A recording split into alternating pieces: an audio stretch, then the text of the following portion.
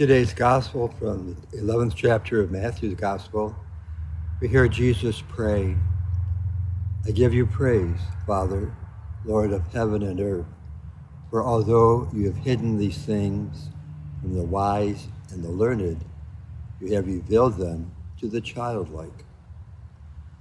There are many times in Scripture that we're told to become more like children, to be childlike. So what is there about children that we need to emulate? Well, for one thing, children, especially small children, know they can't live by their own strength. Many times they need to be picked up and carried by others. We too in our lives know that we need to be picked up and carried by God, and carried by other people. We can't live by our own strength. Children, of course, are always willing to change their mind. They're very curious. They're always ready to learn. The wise and the learned sometimes depend on their own knowledge, their own strength. Children are always open to learn from others.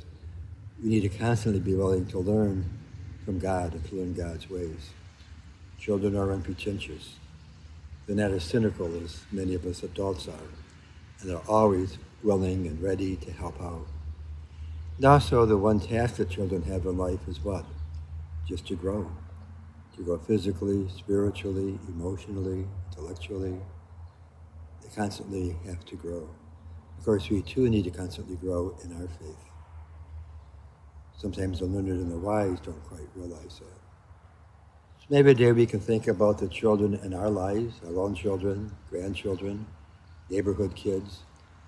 And when we see children today, maybe we can ask ourselves, what can I learn from them? How do I have to become more childlike or like them in order to continue to grow in my faith, in order to know God and to know Jesus at a much deeper level?